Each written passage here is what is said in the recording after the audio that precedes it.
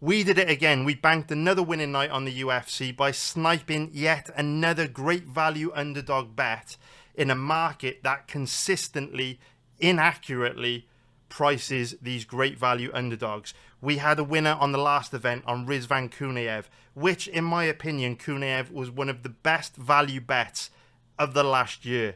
And it was one of my biggest winners in a long time. We had a winner on Offley at underdog odds, Nakamura at underdog odds, Mikhailov even money odds range, Justin Gaethje at underdog odds to beat Paddy Pimblett. We consistently find these bets on these UFC events where people and the betting market just are not reading these fights correctly. And the reason why we have an edge is we take the time to research the fights in the level of depth that needs to be researched in order to find edges. And none of you should be surprised by our ability to consistently do this, because I've been doing this for 15 years. This is one of the greatest profitability charts you will see in the history of sports betting. And I'm not overstating that. We have made a profit on 73% of months live betting the UFC.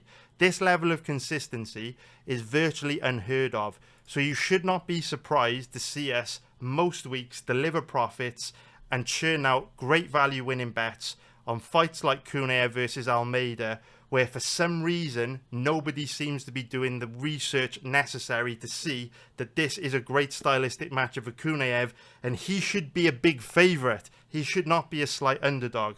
So if you haven't watched that breakdown video, go back, check out the reasons why we bet Kunaev, because he was, in my opinion, one of the greatest value bets of the last year. And if you're not in my live betting group, please leave a comment below and let me know why, because it makes absolutely no sense to me. Every single week I turn up, put out these really high quality breakdowns where we go into a lot of depth on how both fighters match up stylistically and where the value lies on either side. We make a profit almost every single month of the year. Any membership fees you pay to join my live betting group will pay for themselves. And I just don't understand why every single person watching this video isn't rushing out to join. It's crazy to me. So please let me know in the comments below why you're not joining my live betting group. Because if you watch the UFC every week live, you will make money on almost every UFC event. The profitability chart over the last 10 years proves it. And you can see the work that I do breaking these fights down. And you can see the level of depth we go into, the level of knowledge we have, the snipe winners on all underdogs like this, when nobody seems to be doing that same level of research to be able to snipe wins on guys like Kunaev, when it is clear he is better than Jailton Almeida everywhere. Now, of course, last week's breakdown did get a little bit messy, because I initially put the video out about 2 days before the event took place, or about 36 hours before the event took place. So it was before the weigh-ins. And of course, at the weigh-ins, Vinicius Oliveira looked absolutely terrible. And then he put a social media video out where he basically said that during his weight cut, he thought that he was gonna meet God. Essentially, he said that he thought he was going to die because the weight cut was so difficult. And he said that he can't fight at that weight class anymore. He can't continue to cut that amount of weight, which is a giant red flag. So straight away, in my community, using the internal messaging system that we've got, that you can see right at the top of the page, the internal email system that sends out emails for notifications, we fired out a message saying, look, if you've bet Vinicius Oliveira, hedge out of your bet on Oliveira, because these are huge red flags coming out from the things that he's saying post weigh-ins. And I immediately changed the title and the thumbnail of this YouTube video and pinned a comment to say, due to this social media video that Vinicius Oliveira has put out, do not bet him, hedge out of your bet. And then of course we put out this article, do not bet Vinicius Oliveira, where I took the captions from this social media video and put them into a tool where it would basically translate the Portuguese captions into English, which you can read here. And this is basically a pretty rough translation of what he was saying. But yeah, said he can't continue to cut weight. He saw God calling him, huge red flag. So we were able to hedge out of the bet on Vinicius Oliveira and then actually bet Mariel Bautista. So if we bring up the pre-fight betting database, you can see that we hedged out of the bet on where is it? Where are we? Where are we? Where are we? Where are we? Where is it? Oh, there we go. So we hedged out of the bet on Oliveira with a bet on Bautista, and then also bet another unit on Bautista to profit from the situation. And of course, it got way worse than Oliveira just having a bad weight cut. A couple days after the fight, it actually came out that he fought with a broken arm. And I'm not going to waste time going into like the interviews and translating all the shit where he said he went into the fight with a broken arm, but here he is with a broken arm. So this is one of the reasons why pre-fight betting is so much more difficult than live betting. The reason why I've been able to make so much money live betting this sport over the years is because with live betting, you can see exactly what you're getting from both fighters before you put your money in danger, right? So with Vinicius Oliveira, even if he would have lost to Mario Bautista, we know based on past performances, the war against Said Nurmagomedov, the great performance against Ricky Simon, we know that he's so much better than what he showed us in that Mario Bautista fight.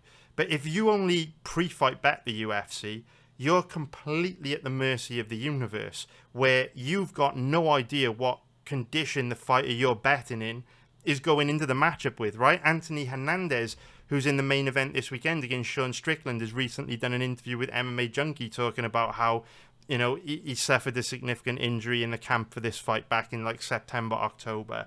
But most of the time, fighters don't disclose injuries before the fight. It's very rare that it's very rare that a fighter would do what Oliveira did and literally come out and say before the fight that they've had a brutal weight cut, or okay, he didn't let us know he was injured before the fight, but did let us know he had a brutal weight cut. That's quite rare. Usually fighters keep it a secret if they're injured or sick or have had a bad weight cut. And then when they look terrible and they lose, then they come out with a post on social media saying, oh, I'm so sorry, I was sick leading up to the fight, blah, blah, blah, that's why I looked so bad.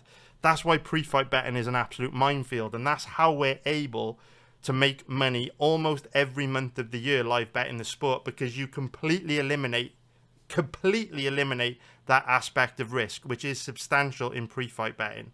With live betting, you can see exactly what version of your fighter is showing up before you put your money in danger. And the way that I would describe the difference between live betting on the UFC and pre-fight betting on the UFC, and why live betting is so much easier and so much more superior, I would always use the example of shopping for a t-shirt, right?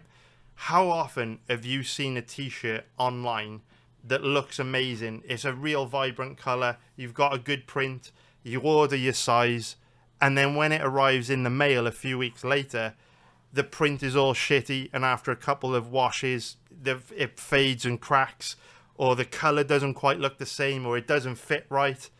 And the t-shirt that you saw on the website is totally different from the version you actually received in the mail, and you're disappointed. Whereas compare that to when you can go into a store and pick a t-shirt out off the rail. You can walk in, you can see the color, you can feel the fabric, you can look at the quality of the print, you can even try it on to make sure it fits right. That's live betting on the UFC. You can see exactly what you're getting before you part ways with your money. With pre-fight bets, total fucking minefield. And of course, we still make a profit almost every year pre-fight betting the UFC. We do well over the last 15 years pre-fight betting on the UFC, but the cash cow, the way we make substantial money live betting on this sport is live betting. So please, if you're not in my live betting group, and hardly anyone of you watching this is, leave a comment below and let me know why, because it just doesn't make sense to me. At least give it a try. You give it a try one time, trust me, you'll see the magic and you won't want to leave. You'll absolutely love it. So let me know. So yeah, absolute carnage last week. Luckily, we were able to find out about the situation Oliveira was in and hedge out.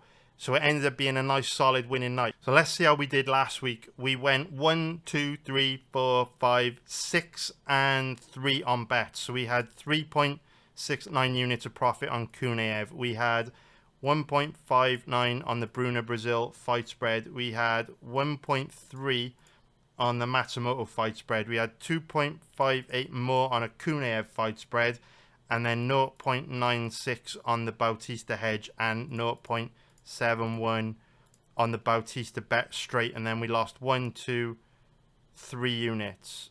So 7.83 units of profit last week on the pre-fight bets. But pre-fight betting is so much more difficult than live betting. Trust me, it's a fucking minefield. Join the party, join the team, come join my community. And then every time we run into a situation like this Vinicius Oliveira situation where I put the YouTube video out and then news breaks after, which means the bet is no good. If you're a part of my community, you can join for free. You can be notified via email or the internal messaging system when anything changes with our bets. If you're only watching these videos on YouTube and you're not immersed, you're not engaged in my community, you're missing out on a huge edge. I am literally the detective, man. I'm fucking on it all the time, researching fights, watching interviews, watching everything like a hawk. You probably haven't got time to do that because your life is busy, right? Full-time job. It's tough out in the streets right now. I'm doing enough money to feed your fucking family, pay your bills. I get it. Let me do the work for you. Come join the community. Just come for free. Immerse yourself. Jump in the chat room. We talk about this stuff 24/7 every day. So jump in and you won't regret it. It will definitely be a valuable addition to your UFC betting arsenal every week. And hopefully we can make even more money this week because we have been smashing out the winners on the underdogs. Like I say, Kunaev, Offley, Nakamura, Gaethje, Mikalev at even money odds range, and we're betting another underdog this week. And again, just like with the Kunaev breakdown, we're coming with receipts. We're showing you video footage of the reasons why our bet this week is rock solid. And hopefully he comes through for us. Of course, you've already seen the title. You've already seen the thumbnail. You know I'm going to be recommending a bet on Chidi Njokuani. And win or lose, no matter what happens, by the time you finish watching my breakdown for that fight, you're going to understand the reason why. If you join my community, you also get access to this research tool. Just go to Tools, UFC Research Tool. You can see it here, Stephan Bonner, Forrest Griffin. You can use this tool to research all the fights, give you another edge. There's so many edges you will gain when you join my community. MMABettingTips.com, link in the description below. Let's see if we can bank another winning night on Chidi Njokuani. So we will zoom down to the Njokuani and Carlos Leal fight. And we will kick things off by taking a look at the odds because, of course, we're always using the odds as the indicator, as the guide to steer us in the right direction, right? We're always letting the odds do the work for us. So Njokuani is a 2.13 underdog, which is plus 113 for an implied probability of 47%. Carlos Leal is a 1.71 favourite, which is minus 141 for an implied probability of 60%. Do me a favour before we break this fight down.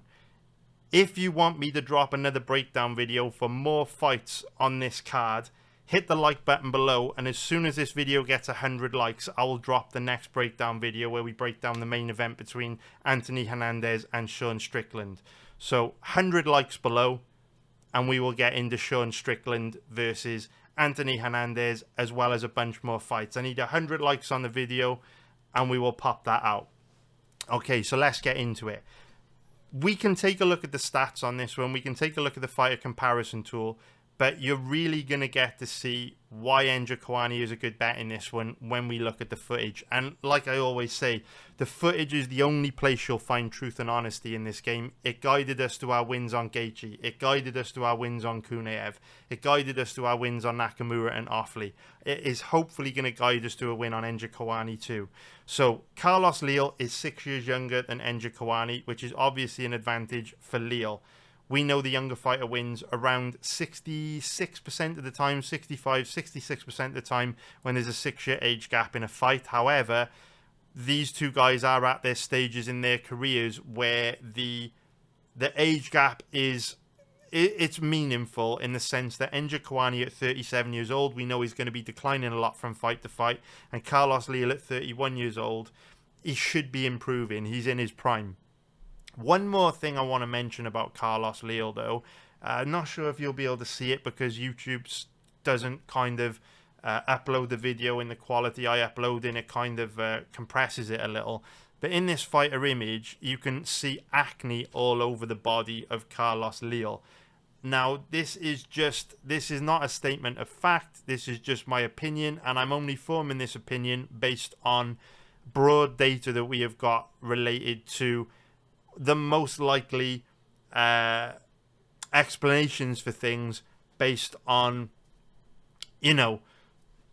what you see, generally speaking, in sports, right? I'm trying to, not accuse Leal of anything here, but I'm just trying to say what this shit usually is. When you see a 31-year-old man with acne all over their body, that's quite unusual. One symptom of performance-enhancing drugs is acne on the body. So I'm not accusing Leal of taking performance-enhancing drugs or anything like that. I'm just pointing out that it's unusual to see a 31-year-old man with acne on the body. So I'm just tossing that out into the universe, not accusing anyone of anything. Make of that what you will. We can see that Chidi Njokuani has a big size and reach advantage. 4 inches taller than Leal. He has a 6-inch reach advantage, so these height and reach advantages somewhat offset the age differential, that the advantage in Leal's favour. We don't know what the leg reach of Leal is, but I can only imagine that Njokuani has an a leg reach advantage as well, because he's very long, very tall. And so when you compound these leg reaches, standard reaches, height advantages together, they start to compound. And size matters in MMA. Is why we've got weight classes. And the size difference between these two does give Chidi Njokuani a pretty big edge. Now, the striking stats are not too useful in this fight, because if we look at Carlos Leal's record, we can see that he's only had 3 fights in the UFC. 2 of them ended very, very quickly, and the other one was against a combat sambo grappler. Whereas Chidi Njokuani has spent longer in the UFC. He's had treble the number of fights that Leal has. And so, with him also going to more decisions, spending more time in the octagon, he has spent more time generating more reliable, good quality data than Leal has. So the fighter comparison tool shows us that Leal has landed, almost 10 strikes per minute on average, but we know he's not going to be able to sustain that. Whereas 4.72 strikes on average per minute, that's a very high volume of strikes, and that's far more of a reliable stat because it's been built up over a larger sample size and a larger amount of time spent in the octagon against a variety of different style opponents. So Njokuani actually lands a real good volume of strikes per round, even though on the fighter comparison tool, Leal has the edge, quite a big edge. You can see Njokuani's far more accurate than Leal, slightly better defensively, although again, this stat doesn't represent the gulf between these two when it comes to striking defense. The footage is going to be an eye-opener for you. You can see both guys are difficult to take down. Neither of them ever really tried to take their opponent down. 1 takedown on average from Leal in his last 3 fights. And the strike distribution chart is interesting because Njokuani's numbers are very unusual. Usually, pretty much everyone in the UFC will have head strikes weighted at least 70%. So to see someone only throw around 50% of their strikes to the head is very unusual, and it does make Njokuani a very unique sort of fighter. Now, what is good about this is because he throws such a diverse range of attacks, going to the head, the legs, and the body, it makes it far more difficult for him to read.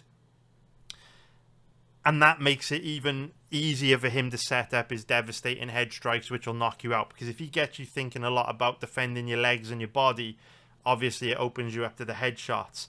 Now, you can see both guys throw a very high volume of strikes to the body in percentage terms. But Njokuani's attacks to the body tend to be in the form of devastating body kicks. And he generates so much power, so much impactfulness on those body kicks. Leal, he has a 24% strike distribution to the body, but I think this is mainly skewed due to the Alex Morono fight, where he kind of had Morono trapped up against the cage hurt, and he was ripping to the body with some nice hooks, some nice combinations of the body to open Morono's head up. So I don't think it will stay at 24% strike distribution. It certainly won't against Njokuani, because that size and reach differential will make it difficult for Leal to get close enough to Njokuani to land the body shots. But I would expect, actually, in real terms, the strike distribution to be more 80% plus for a guy like Leal, because he's quite small for the division, to be fair. I mean, this is one of those situations where you've got a small welterweight facing an absolutely huge welterweight. So it's an interesting fight. So why do we like Chidi Njokuani in this matchup? Well, the biggest weakness that we've seen from Njokuani over the years, there's two weaknesses. The first weakness is his takedown defense and ground game. Now, Njokuani, you can see from his takedown defense stat, he's not the easiest to take down. He's got 73% takedown defense. However, he's one of these guys that if you do use a bit of chain wrestling on him, getting deep on his legs, you can get him down. And furthermore, he's very weak off his back. Njokuani is one of these guys that if you actually can get him down, you can keep him down pretty easily. And that's kind of synonymous with a guy that has Njokuani's body type. He's quite weak in the lower body in grappling terms. He's got very heavy, impactful kicks. But if you upset his balance, flatten him out, very, very easy to hold down. A lot of guys with his body type are. That's what makes John Jones so special. He's a bit of a unicorn in the sense that he's long and tall, but he's also incredibly difficult to take down and hold down. In fact, he might be impossible to hold down. I think anyone has ever managed to hold him down, and I think Cormier is about the only guy that could take him down, and that was for a split second. I think Gustafsson took him down for a split second as well. But I digress. Njokuani, he's very weak on the ground, but obviously that's probably not going to matter too much in this fight, because Carlos Leal is predominantly a striker. He only shoots an average of 1 takedown per 15 minutes. And he's a lot smaller than Njokuani, which will make it difficult for him to outmuscle, outstrength Njokuani in grappling positions. So the size will help Njokuani keep this fight standing. And I don't expect Carlos Leal to try and get this fight to the ground anyway. He likes to stand and bang. He is a brawler.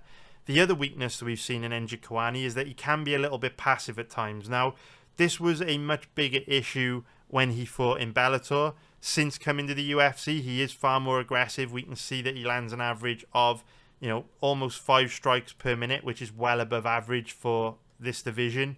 So Njokuani's not passive like he used to be, but whenever you've got a fighter who's aging like Njokuani, he's 37 years old now, he is getting old, you always have to wonder when some of those bad habits and weaknesses may start to creep back in. So whenever we are, weighing up whether or not we should bet on someone, we have to take a look at every single aspect of their performance and evaluate their strengths and weaknesses and be very, very critical of their weaknesses so that we know when we pull the trigger on them, we're still getting a good risk to reward ratio, even though we acknowledge those weaknesses exist. Because, like I say every week on these breakdowns, you're never going to find a fighter that has 0 weaknesses and 0 ways to lose. If you go back, watch our breakdowns for all our winning bets over the last few months, we have identified the exact weaknesses that could get the fighter we're betting into trouble, right? Anything can happen on the night. But if we understand their weaknesses and we understand how those weaknesses could influence the fight, we can make a determination, a calculation on probability in terms of how likely that fighter is to still win, even with those weaknesses present. And then we can work based off the implied probability if there's still value in the odds. And I would personally cap Chidi Njokuani at 60 to 65% in this matchup based on the footage I'm about to show you, which gives us a very nice, 13% plus margin over the bookies, as high as 18% if we can reasonably cap him as high as 65%, which I believe we can. I am concerned about his age, but stylistically this is a very good fight for him. So we've spoken about how these two match up stylistically when it comes to grappling, but both these guys are strikers, and so striking is where we really need to focus some time now and drill into the detail, because this is very likely to be a stand-up fight. And rather than me talking to you about the reasons why I believe Njokuani has a huge advantage over Leal when it comes to striking, I'm just going to play you the footage so that you can see for yourself. So what I'm going to be showing you in these fights is just how reckless Leal is, how bad defensively he is, and how a very technical sniper style of striker like Njokuani is quite likely to inflict major damage on this guy and probably knock him out just by punishing him for how reckless he is. So we're going to start off by showing you his last fight against Muslim Salikov. Now, obviously, this is a fight where Leal gets brutally knocked out as a result of him being very reckless. And so we're not painting him in the best light here. Anyone can get flash KO'd. But what we're going to do then is show you his fight against Alex Morono and his UFC debut against Fakhretinov, so that you can see that this was just the situation waiting to happen, because there's no way that Leal can continue to fight as recklessly as he has been without getting brutally knocked out. And in my opinion, at this stage in their careers, Njokuani is a more dangerous striker than anyone that Leal has faced in the UFC so far. So what you'll notice about Leal is that he doesn't show any of his opponents any respect, and he doesn't move his head very much. So you see him here kind of marching forward, showing Salikov no respect, and as a result he eats a big right hand counter, gets brutally knocked out. But we don't want to be people that just cherry pick fights, focus on things the fighters do wrong in their losses and kind of be overly critical of them. What we want to do is show a wide range of footage against a wide range of different styles and different opponents, so that you can see that this isn't just the situation of a fighter having an off night or a bit of bad luck or having, a lapse in judgment in a moment of time which causes them to lose. The reason for our bet on Njokuani is because there's a fundamental issue, a fundamental weakness in Leal's fighting style that Njokuani is very well positioned to exploit. And it is on show for the world to see here in his win over Alex Morono. So what I want you to pay attention to here are three things. How reckless Leal is, where he just comes forward and shows Morono absolutely no respect at all. How he fights with his hands low and his chin up high. How he doesn't move his head, and how he doesn't read his opponent particularly well. That's probably like 5 things instead of 3 things. But what you'll notice about Leal in this matchup, and it doesn't last very long, is that he shows Morono absolutely no respect and continually eats clean, hard shots that don't hurt him, because Morono doesn't have the power to hurt him. But then when he faces someone like Salikov that does have the power to hurt him, we all see what happens, and he gets brutally knocked out, and you'll get a similar outcome to Njokuani. So, minute and a half into this fight, Leal becomes even more aggressive, even more reckless, and you start to see sequences where Morono catches him with clean, hard shots, but Morono just doesn't have the power to hurt him. But despite the fact that Leal does get caught with big, clean, hard shots, and at the end of the day it only takes one shot to knock you out, he continues to gamble and be very, very, very, very aggressive. So this is also a pattern that we see play out in the Fakhretinov matchup. And you can actually see it even clearer in the Fakhretinov fight. But you can start to see in sequences like this, when he gets in close, tries to fight Morono in a phone booth. Defensively, this guy is very, very bad. So you see him eat a clean right hand there. And as the fight progresses and he starts to show less and less respect for Morono, you can see he starts to really take some gambles and eat some clean, hard shots. So what I'm going to do is slow this sequence right down for you so you can see the reason why he was knocked out against Salikov. So watch this. So in this exchange where he stood right in front of Morono, showing him no respect at all, watch the short left hand that Morono catches him with here. Watch, coming up. Watch, watch, watch. Boom. Short left hand there. And then he follows it up with a clean right. And Leal actually stumbles back a bit after this right lands. You can see it there. Stumbles back. You can see he kind of has to adjust his feet. It definitely hurt him a little bit. But he continues to show, here it is in real time. So he can continue to show no respect. Just continues to kind of walk Morono down. Getting into these big exchanges. And like I say, you can maybe get away with this against guys like Alex Morono, guys like Fakhretinov that don't really have much power in their hands. But when you start to face guys like Salikov, who does have an abundance of power in his hands, or more dangerous strikers like Njokuani, it's going to get you in a whole lot of trouble. So we'll continue to just play through this fight because it doesn't last very long. And you can just see how reckless Leal is as he starts to get more aggressive and go in for the kill. You know, like he eats a right hand there, eats another left hand there, another clubbing right hand there, another left hand there.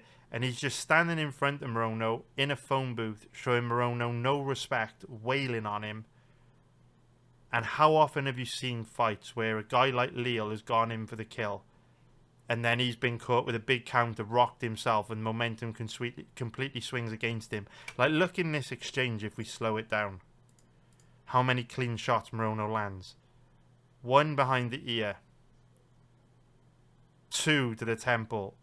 That one slightly missed. 3 kind of like clubbing to the neck. Not a million miles away from landing though. And if we get back to real time, you can see, again, just comes forward aggressively, hands down low, chin up high, looking to take Morono out. And completely at risk of a big counter shot that could have swung the fight back in Morono's favour. Unlikely, right? He's getting overwhelmed. Clearly doesn't have the power to hurt Leal, but he still lands shots like this. Watch. Right hand. Watch, it comes now. There's a left there, lands flush on the chin, and the right hand, boom, behind the ear. Bit more power. And you end up look at these shots. Look, we've got to go back. I hate to slow this breakdown down, but look at these clean hard shots that Morono lands. 1 there. That just misses. That just misses. But another one there, back of the head. Another one there to the temple. Another one there behind the ear. Bit more power. Another one there behind the ear. A bit more power from Morono. Coming forward, moving on to the shot. Leal could have been in some trouble with those shots landing. And that's the exact reason why he was knocked out by Muslim Salikov. So anyway, by this point, Morono's hurt, punched himself out. The body shots we mentioned earlier in the breakdown just basically take any pop out of the shots that Morono had left. He's exhausted, he's hurt. And so Leal is able to get the finish now. Morono too tired to defend himself. Those body shots, even there though. Look at this right hand that lands. Boom. I'm telling you, against someone a little bit more dangerous, Morono, Leal would have had trouble. Right? So we've seen 2 fights there. But the same weakness existed in both of them. Now let's play a fight where you really get to see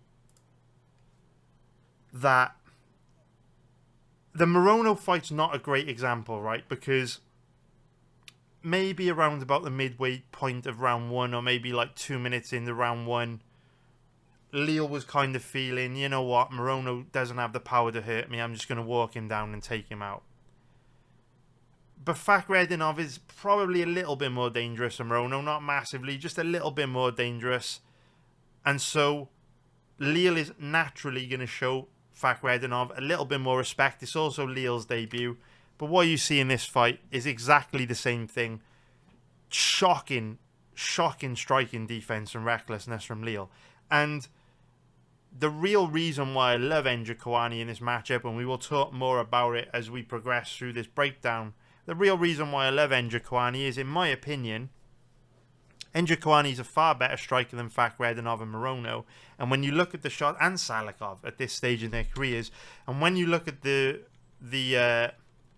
shots both Morono and Fakhretdinov are able to land on Leal in this fight, you'll start to see why Njokuani is a good bet. So I don't want this breakdown to be super long.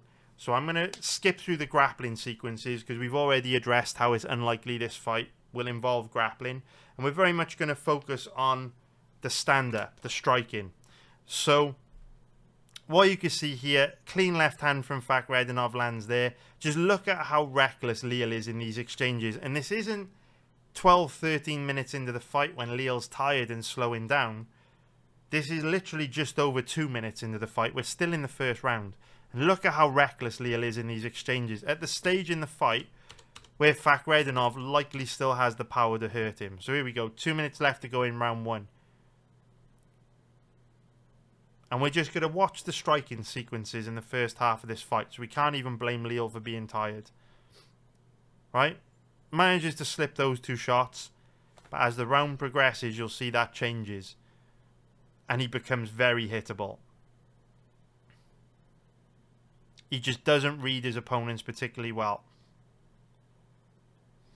And you've got to remember, Njokuani is a lot bigger, a lot longer, a lot taller than both Fakhretdinov and Morono, and he knows how to use his length too.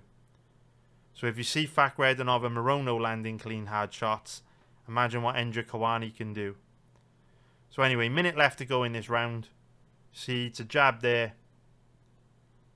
It's a clean right hand there, clubbing right hand from Fakhretdinov.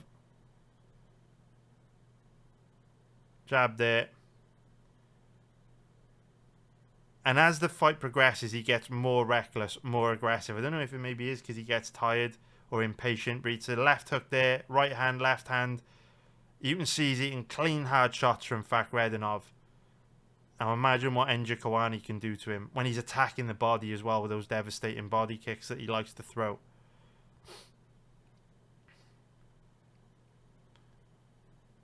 So reckless.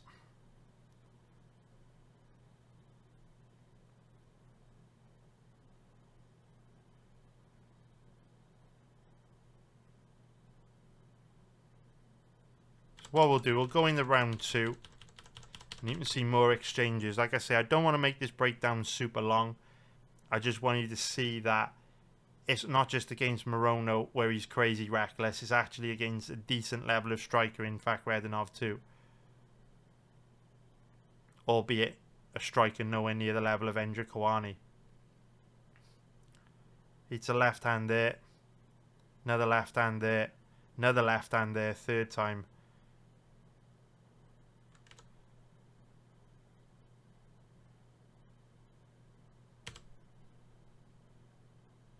So this is a minute into round 2.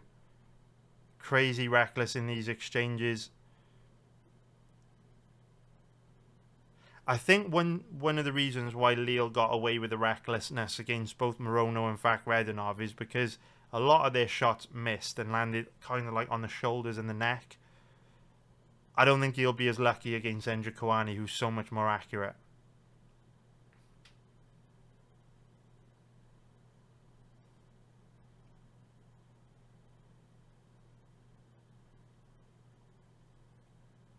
See, he just doesn't read Fakhretdinov particularly well. Repeatedly eats clean hard shots, doesn't move his head. It's another stiff jab there, stiff jab. So hittable. And imagine a technical sniper like Njokuani in front of him, lighting him up.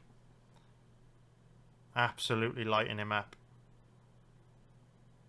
And you see it there, right? He's putting pressure on him there like he did to Morono, and then he just gets caught with that right hand. Clean hard. Like I said, I don't want to make this breakdown super long. We'll probably stop it there. I think I made my point. Very bad defensively. Super, super, super bad. So that's the reason why I like Chidi Njokuani a lot in this fight. At the end of the day, it's my job to study the implied probabilities and evaluate the strengths and weaknesses of both fighters in a matchup and work out if these implied probabilities are correct or not.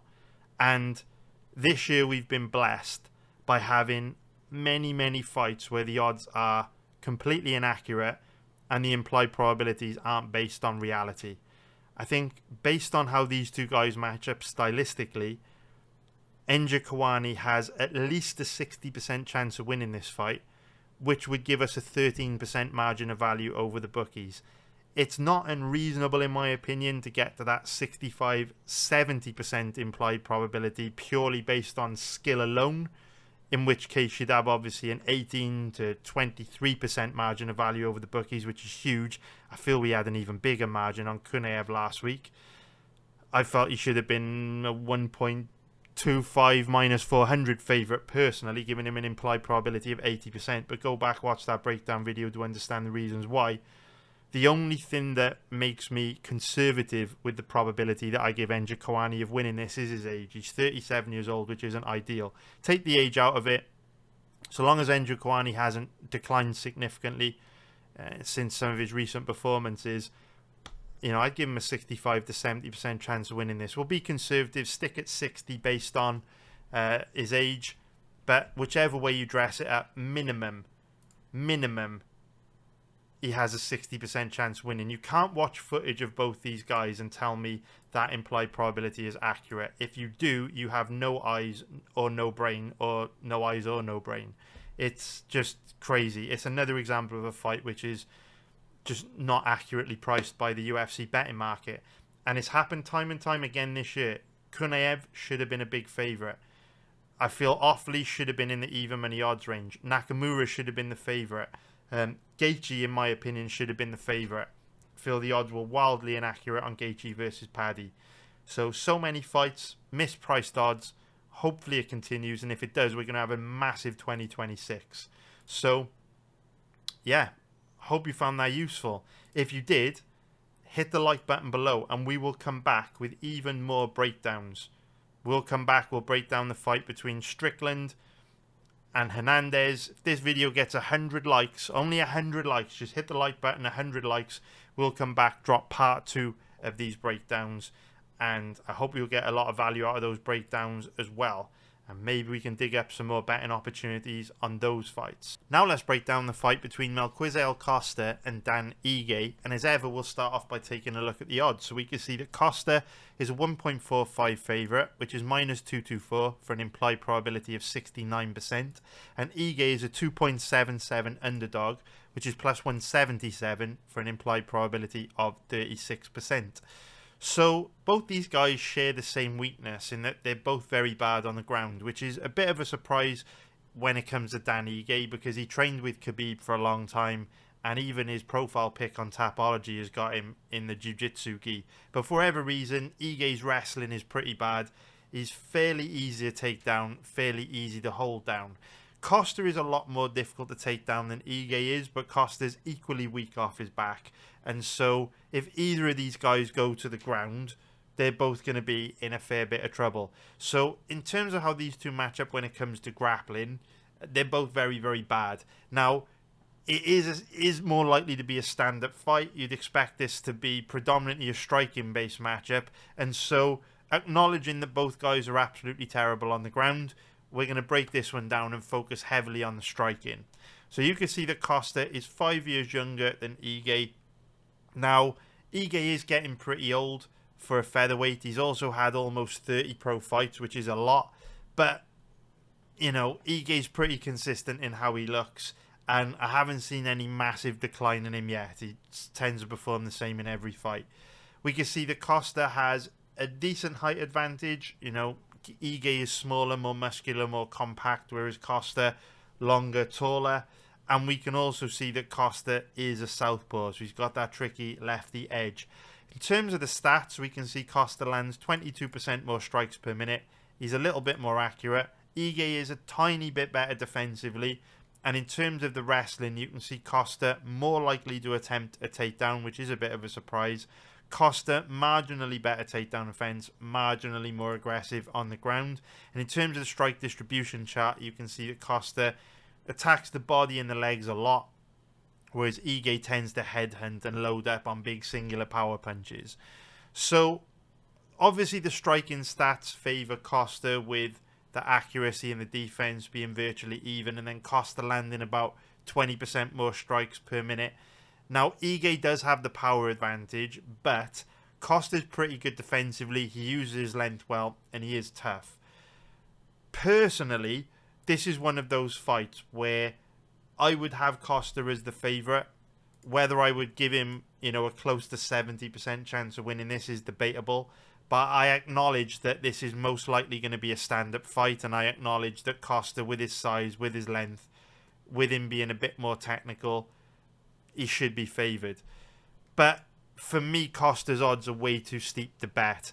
Ige does have power. Costa is very bad on the ground, and while Ige very rarely tries to take his opponents down, I wouldn't feel comfortable betting a guy like Costa at an implied probability of almost 70%, who we know is awful on the ground, especially when Ige has true legit one-shot knockout power. So this is one of those matchups where, for me, it's an easy pass. I favour Costa. He should win. The odds are too steep. There's no way I can justify a bet on him at these odds. And I'm not interested in betting Ige in this odds range, because even in a stand-up fight, he's going to be second best here. And unless he lands a big knockout or something crazy happens, Costa's probably going to dance around him and outstrike him pretty easily. So this fight is an easy pass. Let's move on to a matchup that is perhaps a little bit more interesting. Now, we spoke a lot about Spivac in last week's breakdown when we justified the bet on Kunaev at nice juicy underdog odds based largely on how bad Jailton Almeida looked in his fight against Sergey Spivac. So this is a guy very fresh in our memory, and in last week's breakdown, when we spoke about Kunaev versus Jailton Almeida, we were very critical of the skills that Spivac demonstrated in the Almeida fight and the weaknesses that Spivac showed, which Almeida was able to capitalize on. So if you watched that breakdown last week, you already know that I am very critical of Spivac and I don't think he's very good. The question here is whether there's value on either side, because obviously styles make fights, and just because Spivac is very low level everywhere in my opinion doesn't mean that we can't find value in him against the correct type of opponent. So Delija is a 1.55 favourite, which is minus 181 for an implied probability of 64%, and Spivac is a 2.45 underdog, which is plus 145 for an implied probability of 41%. So this is one of those fights which is a very good stylistic matchup for Delija. He is better than Spivac in every single aspect of MMA based on past performances. For me, the only problem I have with betting Delija in this fight is the odds. In order to get any value on Delija at all, you'd have to give him around a 70% chance of winning. And even though Spivac is very bad, for me, I need to see something very special in a heavyweight fight to cap either guy at an implied probability of 70%. We did do it last week with Kunaev. I felt Kunaev had a 70 to 80% chance of beating Jailton Almeida. But in this matchup, there's no way I can feel that confident on Delija. I can't even get to an implied probability of 70%, which is what I would need. So I will break this one down, but for me, the odds are pretty much where they should be, and there's no value on either side here, which makes this one an easy pass. So if we look at the fighter comparison tool, age isn't really a factor in this matchup. They're both about the same size as well. Spivac is a little bit longer with the legs, but doesn't really mean anything in the context of this fight. We've already said that Delija is the better striker. He's the better grappler. It's not going to be easy for Spivac to get Delija down. If he does, Spivac doesn't have the best grappling control anyway. And the real difference between these two in terms of their strengths and weaknesses is the boxing. Delija's got good boxing. He's very aggressive, throws a high volume of strikes, has true legit knockout power in his hands. Whereas Spivac, very poor defensively and a bit of a sitting duck on the feet. So I don't personally think Spivac is going to be able to get this fight to the ground, which means he's going to be forced to stand and strike with Delija. And in a stand-up fight, Delija is going to box Spivac up, outstrike him comfortably, and probably win the fight very comfortably as well. So this matchup is an easy pass. These odds are exactly where they should be, and there's no value on either side for me. So I hope you found that useful. If you did, and you want me to drop more breakdowns to YouTube, hit the like button below. As soon as this video gets 100 likes, I'll drop another breakdown video featuring the main event between Sean Strickland and Anthony Hernandez. So hit the like button below, and I will see you in the next one very soon. Nice one, guys. Take care. Bye.